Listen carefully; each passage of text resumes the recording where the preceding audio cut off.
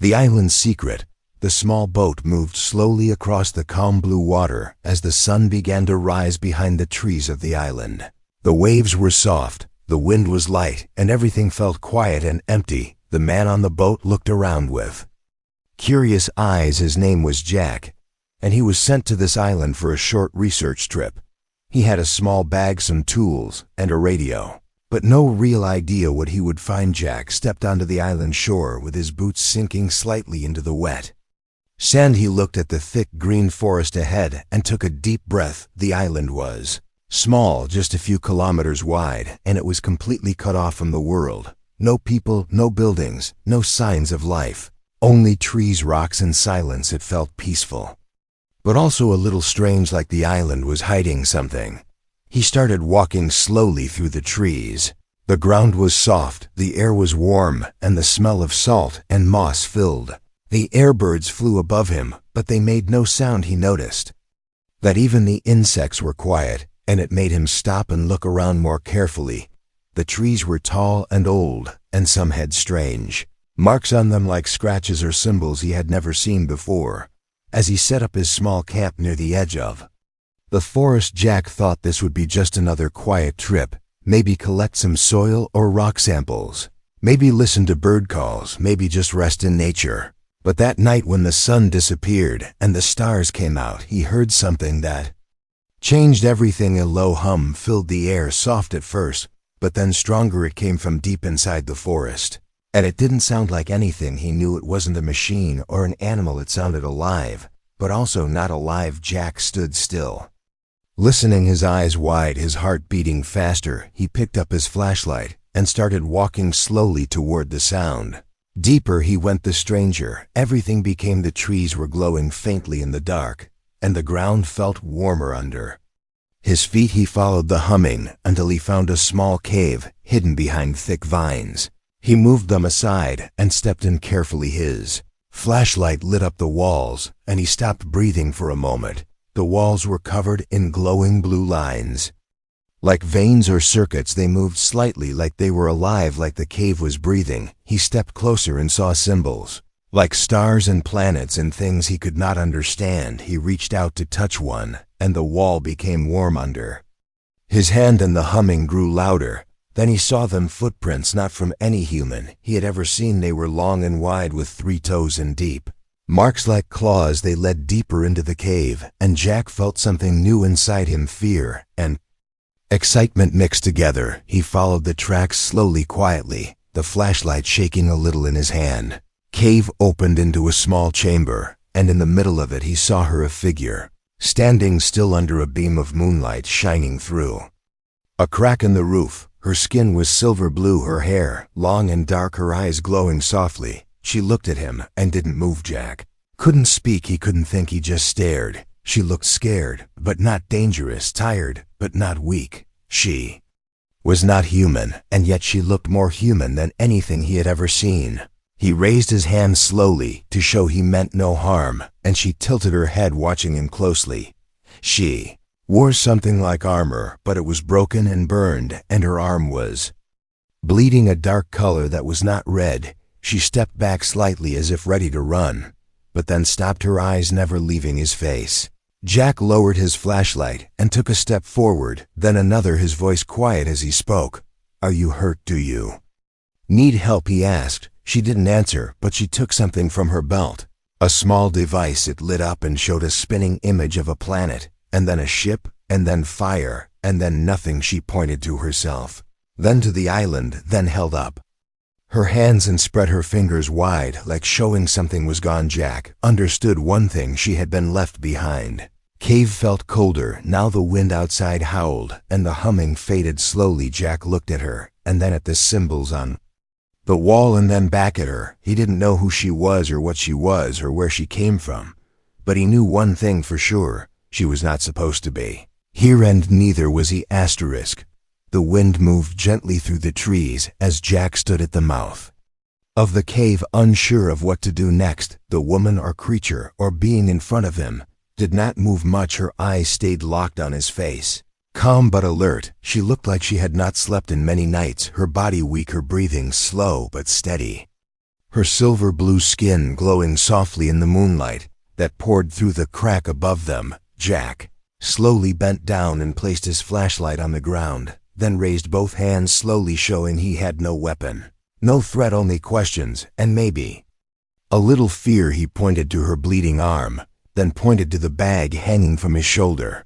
She watched carefully as he opened the bag and pulled out a small white cloth, a simple first aid kit, and some water. He stepped forward slowly, holding the cloth and water toward her. She hesitated, then took a small step closer, just one, then another, then stopped. Her hand reached forward carefully, her fingers long and thin, not like human hands, but not too far from them either. She touched the water bottle gently and then pulled it toward herself, drinking slowly and closing her eyes like it was the first clean water she had tasted in days. She let him clean her arm with the cloth, and the moment he touched her skin, he felt a soft vibration, like touching a low electric current, but not painful. It was warm and strange, but not scary. Her blood was thick and dark, not red, not blue, just something else. She did not flinch. She just watched his face quietly, trying to understand something deeper than language. After he cleaned the wound, she sat down slowly on the cave floor, her body tired, her movements slow. She pulled out the small device again, the one she had shown before, and tapped something on it. It lit up and displayed images in the air, small glowing pictures floating in the dark cave. They showed a ship flying through stars, then shaking violently, then fire, then crashing into a blue planet, then silence. She pointed to the planet, then pointed to herself, then to the cave, then made a wide motion with her arms like showing distance or space. Jack nodded slowly, trying to understand. She had come from far away. Maybe another star, maybe another galaxy, and her ship had crashed here, and now she was alone. She looked at him, then pointed to the radio on his bag and tilted her head as if asking something. Jack pulled out the radio and handed it to her. She turned it in her hands, studied it carefully, then gave it back and shook her head. Slowly, her eyes looked up toward the sky and her face became sad, like she missed something or someone far away. Jack sat down across from her, both of them quiet, both of them trying to understand each other without words. He pointed to himself and said his name, Jack. She looked at him for a moment, then touched her chest and made a sound. It was soft and musical, not a word like human speech, but more like a song. Her name was not something he could repeat, but he nodded and smiled. She gave a small smile in return, and for a moment, the cave felt less cold. They sat like that for a long time, just watching each other, sharing small pieces of understanding with gestures and sounds. She pulled out a small round object from her belt, pressed a button, and a map appeared in the air, showing stars and paths and a red X flashing slowly over one small dot. She pointed to the red X, then to herself, and then looked down, her eyes filled with quiet pain. She had been left behind. Jack's heart felt heavy as he looked at the map, the red X blinking like a quiet alarm, a call unanswered, a place forgotten. He wondered if someone had left her on purpose, or if she had been truly lost. He wondered if she was dangerous or if she was just scared and alone. Suddenly, outside the cave, something moved, a sound in the trees, a soft mechanical whir like a drone flying nearby. Jack stood up quickly and looked toward the cave entrance. She stood too, her body alert, her eyes wide with fear. She grabbed his arm and pulled him deeper into the cave. Behind a wall of rock, her breathing fast, her hand over his mouth as if saying, "Stay quiet." The sound grew louder, then passed over them, then slowly faded away. She waited in silence, her eyes fixed on the entrance. Then after a while she let go of him and sat down again, her face tense, her hands shaking. She was not just lost, she was hiding from something or someone, and now Jack knew that he had found more than just a visitor from another world. He had found a secret, and now he was part of it. The cave was quiet again, but the silence felt different now, heavier, thicker, like the walls were listening, like something outside was waiting for them to make a move. Jack sat with his back against the cold stone, trying to understand what had just happened. The strange drone, the fear in her eyes, the way she pulled him back without a sound, like she had done it before, like she had been running from something for a long time. She sat across from him, her head down, her hands resting on her knees. Her body still and her eyes glowing faintly in the dark like soft stars under a night sky. Jack reached into his bag and pulled out a small notebook and pencil, then slowly began to draw a circle and pointed to it, saying Earth, then drew a stick figure and pointed to himself, saying Jack. Then he looked at her and raised his eyebrows, asking without words, "Who are you? Where are you from? What happened?" She took the pencil gently, her fingers cold and careful, then drew a small cluster of stars, with a circle far away from it. Then she tapped the circle once, twice slowly, then tapped her chest, then tapped the stars again, then drew a sharp line like a falling path, ending with a small X. She pointed to the X, then looked at him, her eyes deep and sad, like she had told this story many times to herself, but never to someone who could listen. Jack looked at the drawing and nodded. Slowly she had come from somewhere far, far beyond even the closest stars, and she had fallen or crashed or been thrown away. He wanted to ask more, but words felt small next to everything she had shown him. So instead he opened his radio and turned the dial, letting static fill the cave.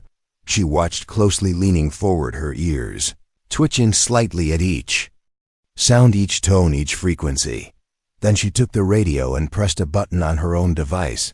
The two machines buzzed together for a moment, then sensed a quiet hum rising between them, and then the radio voice changed, not human, not clear, but soft. Pulses like music, made of numbers, like language turned into rhythm. Her eyes lit up as she closed her eyes and listened, her face calm, her lips moving silently. She began to adjust the dials, quickly, her fingers flying over both devices, then stopped. Then waited, then a single line of symbols appeared on the small screen of her device, glowing faintly like a message from far away. She looked at it for a long time, then showed it to Jack, who saw only strange shapes and light, but he could see the change in her face, a mix of hope and fear, like she had found something she needed, and also something she dreaded. She pointed to the screen, then to the sky, then made a circle with her fingers like a planet, then held up two fingers and pointed to her eyes, then pointed far away. Jack understood someone out there had seen her, someone had received the message. But who, friend or enemy, rescue or hunter, he did not know, and neither did she. Jack stood up and walked to the entrance of the cave, looking out into the forest. The trees stood still. The wind had stopped. The island felt like it was holding its breath, waiting for what would happen next.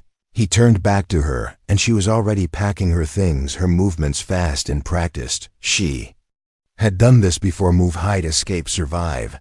They left the cave together, moving through the forest without speaking, her feet silent on the ground, her body alert and listening. Jack followed her through thick branches and tall grass until they reached a cliffside looking out over the sea. The sun was low, turning the sky orange and red, and she raised her hand and pointed to the horizon. There, in the distance, barely visible, was a thin line of smoke rising from another part of the island.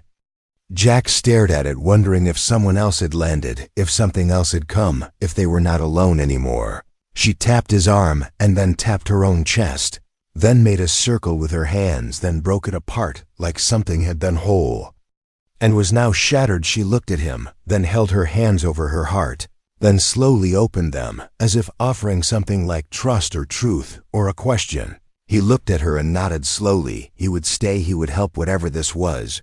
It was bigger than him, bigger than the island, and maybe even bigger than Earth. She turned back to the cliff, sat down, and opened a small metal box from her pack. Inside were tiny parts, wires, and pieces of something broken. She began working quickly, her fingers assembling something new, something important. Jack watched as it took shape, a small beacon or transmitter, or maybe something stranger. Sat beside her and looked up at the stars just starting to appear in the sky. They looked the same as always, but now he knew they were not just lights, they were homes, they were paths, they were messages waiting to be heard and sent and feared. He looked at her again as she finished the device and placed it on the ground, then pressed a single button. A soft light rose into the air, and the sound returned, not loud, but steady and clear and ancient, like the voice of the stars, whispering back. And Jack knew the island's secret was only the beginning. The stars above the island blinked slowly, like they were breathing, like they were watching, like they knew what was coming. Jack stood near the edge of the cliff, the cold wind pulling at his jacket, his eyes fixed on the horizon where the signal had been sent, where the sky now looked heavier than before. Beside him, the alien woman sat still, her beacon glowing faintly beside her, a silent voice calling across space, calling someone she hoped would hear, someone she trusted or feared, or maybe both. Her hands rested in her lap, but her shoulders were tense and her eyes never stopped moving, scanning the trees, the sea, the sky. The night passed slowly, the forest behind them, quiet like it too was waiting. No birds, no insects, only the sound of leaves brushing softly against one another, like whispers in a language neither of them spoke. The beacon blinked with slow pulses, red then blue, then green, like a heart still beating but tired. Jack had fallen asleep beside a rock, his head resting on his bag, but he woke suddenly just before dawn. Something was wrong. He did not hear it. He felt it, a change in the air, a pressure in his chest, the kind that comes before a storm or an earthquake, or something else. He turned to her, and she was already standing, her back straight, her body still, her eyes locked on the sky above them, her hand raised pointing at something. Jack followed her gaze and saw a streak of light falling fast through the clouds. Not a star, not a meteor, it was too controlled, too smooth, too directed, vanished behind the far hills, and a moment later, the ground gave a soft rumble like thunder buried deep below, like something large had touched the earth and was now waking up. The forest held its breath, and so did they. She moved quickly, packing the beacon and checking her belt where a few tools still remained. One of them she handed to Jack. It was long, thin silver, shaped like a blade, but it hummed in his hand as if alive. He took it without asking what it was and followed her into the forest without a word. They moved through the trees like shadows, her steps light and fast, his more heavy but careful. The path she chose was hidden, narrow, covered in roots and thick with leaves. She had walked it before, maybe many times, maybe while running, maybe while hiding. After nearly an hour, they reached a clearing surrounded by rocks with strange shapes carved into them, tall symbols, long lines, circles that looked like planets or maps or maybe warnings. At the center of the clearing was a metal object, half buried in the ground, smooth and black like stone, but not stone. It was a drone larger than the one they had seen before, not flying now, but resting, its legs folded under its body, like an insect waiting for something, waiting to move. Its surface was covered in lights, some blinking, some steady, and one of them red and glowing like an eye. She pulled Jack down behind a large rock and watched the drone carefully, her hands moving slowly across a small device showing readings and signals, and something else, something that made her face tighten, her jaw clench, and her breathing slow. She turned to Jack and pointed at the drone, then tapped her chest, then shook her head. Not mine, she was saying, not one of hers, not a friend, not help. Jack felt the blade in his hand grow warmer, like it was responding to danger, like it knew what it was made for. He looked at her and nodded. They had to move or hide or destroy it, but before they could decide, the drone shifted, its body rising slowly, its legs unfolding one by one, making the soft clicking sound like bones snapping, like something crawling out of the dark. It turned toward them, its red eyes scanning the trees, its body humming low and deep. She pulled him back into the shadows and pressed a button on her belt. A small field of light appeared around them, not bright, not solid, more like a blur, like heat in the air. The drone passed by without stopping, without seeing, but Jack could feel its gaze sliding over him like cold metal, like sharp silence. They waited, still holding their breath, until the drone moved away, vanishing into the trees, its sounds fading until the forest was quiet again. She let the shield drop and stood slowly, her face pale, her hands shaking slightly, but her eyes still sharp, still clear. She pointed toward the hills where the light had fallen, where the new ship had landed, where something else was waiting. Maybe another drone, maybe something worse, maybe someone who knew she was here and was coming to finish what they started.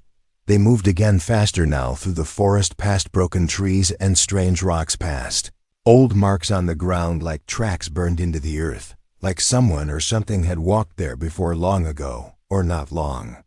Enough. The air was thick with mist and the sky above was dark, though the sun was rising. They reached the top of a ridge and looked down into a valley, and there it was, a new ship, black and long and sharp like a blade planted in the ground. Its lights cold and white, and moving across the land like eyes searching for something. She fell to her knees and whispered something. Jack could not hear, but he knew it was a name, not his, not hers. Someone from her world. Someone who had come not to help, but to hunt, and Jack knew the signal had worked, but not in the way they hoped.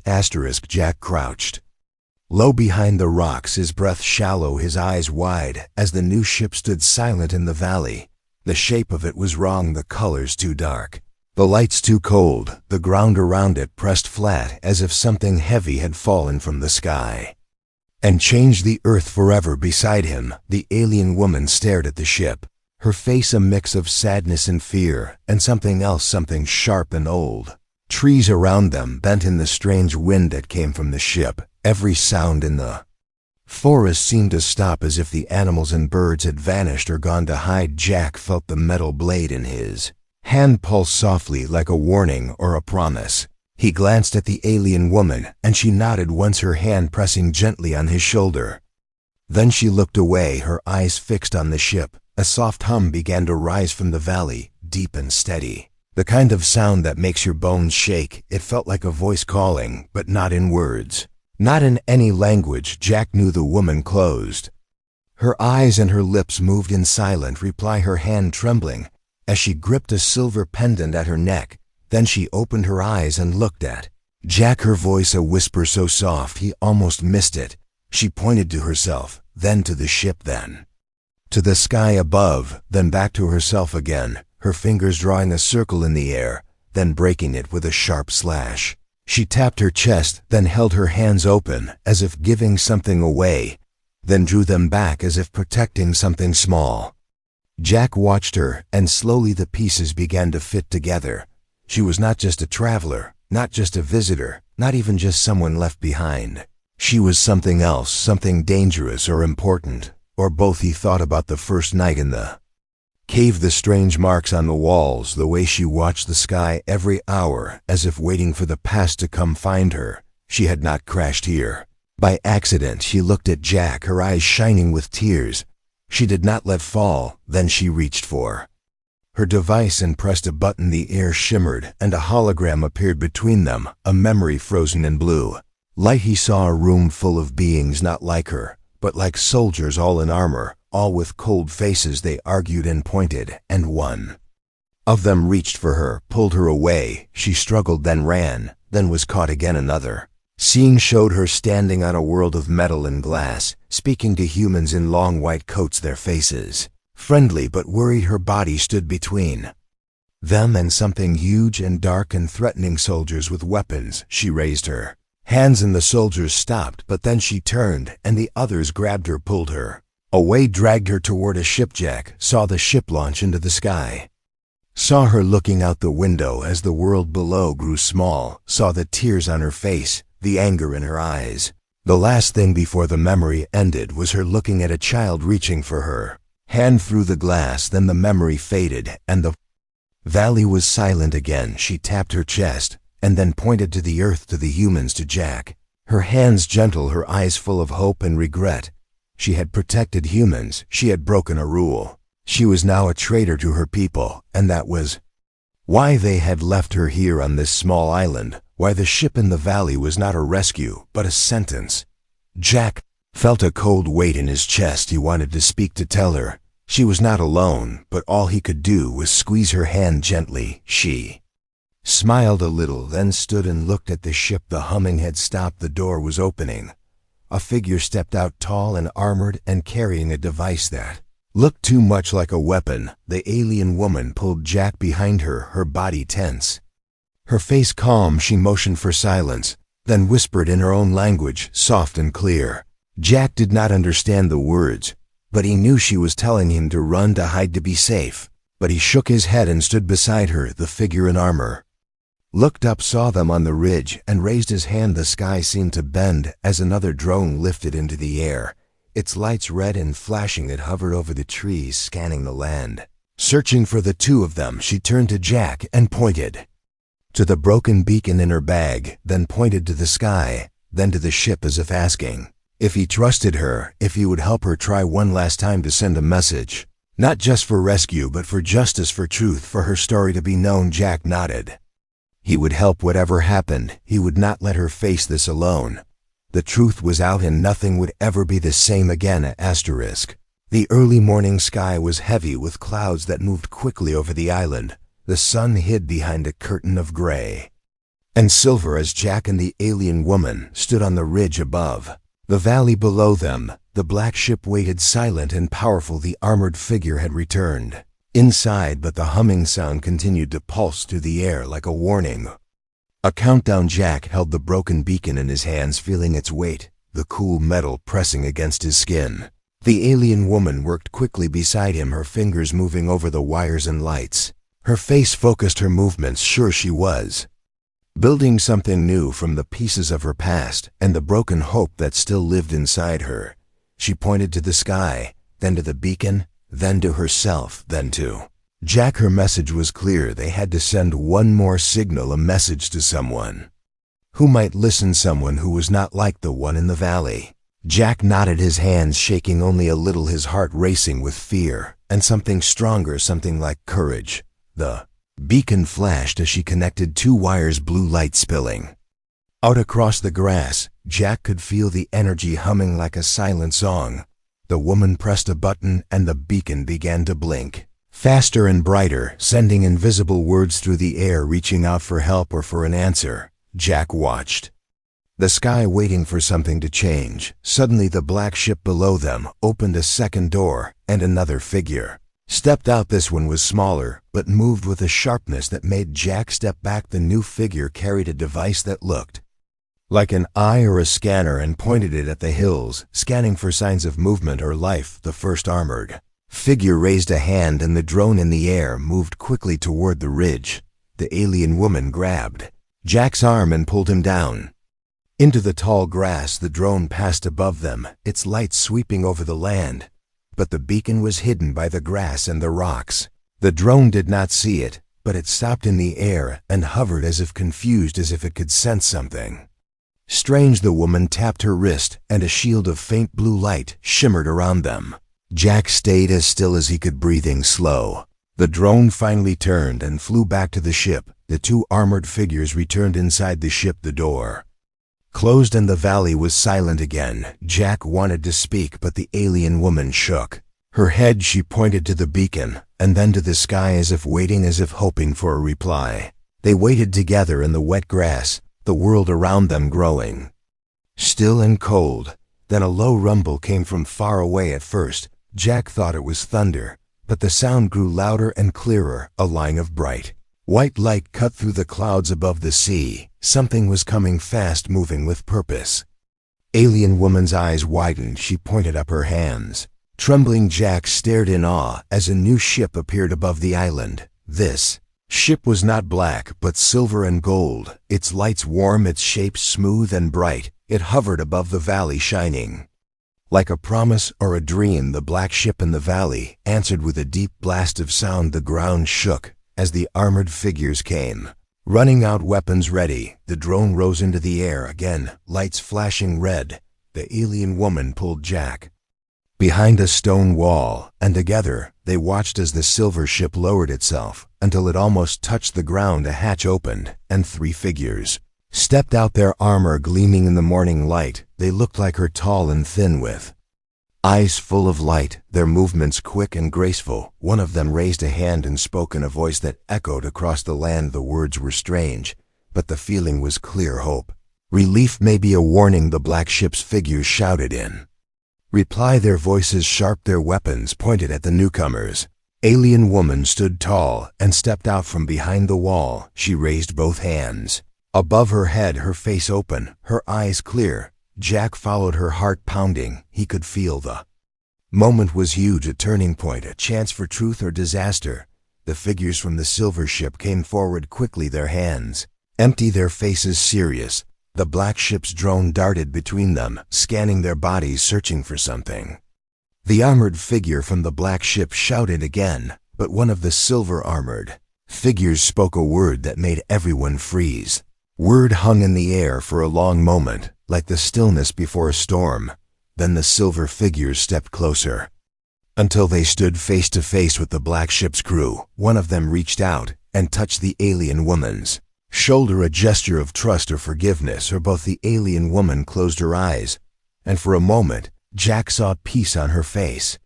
Black ship's drone began to buzz with anger, its lights flaring, but the silver ship's crew raised a small shield, and the drone fell silent.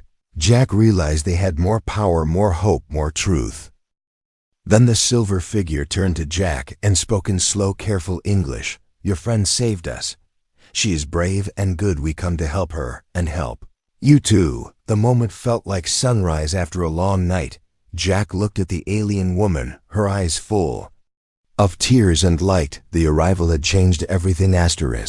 Jack stood between the two ships as the air seemed to tremble with silent words and old anger. The silver ship glowed like hope in the new day, while the black ship crouched in the valley like a dark memory refusing to be forgotten. The alien woman held his hand, her skin cold and shaking, as she watched her people speak with the others' faces hard with questions and old pain. The silver-armored leader stepped forward, his voice soft but filled with command. He spoke in words Jack could not understand, but the meaning was clear: surrender. Now let us take her home, or fight and see more pain spill across this island. The black ship's commander answered in a voice like thunder, shaking the trees and scattering the birds that had dared to return weapons. Were raised hands trembled in the morning light. The drone from the black ship circled overhead, its eye fixed on the alien woman and Jack like a hawk ready to strike. The silver ship's crew formed a circle around them, shields glowing a soft blue, their faces tense but hopeful. Jack felt trapped between two storms, knowing he could not run, knowing he could not hide. Alien woman looked at him, and then to the hills, her eyes searching for something, anything that might offer escape or help. She pointed to the broken beacon in his hand, then to the sea, then to the sky, her message clear. If they could reach the water, maybe this silver ship could take them away before the battle began. Maybe there was another way to survive, maybe a chance to choose more than just fight or surrender. Jack nodded, and together they moved quietly through the grass and stones, the others shouting orders, but not yet firing their weapons. The silver leader saw them move and nodded his head in silent blessing, as if giving permission, as if hoping they would find safety where others could not. The path to the shore was long and twisted, filled with roots and branches that clung to Jack's boots like desperate hands. Every step felt louder than thunder in his own ears. Every breath tasted of fear and salt.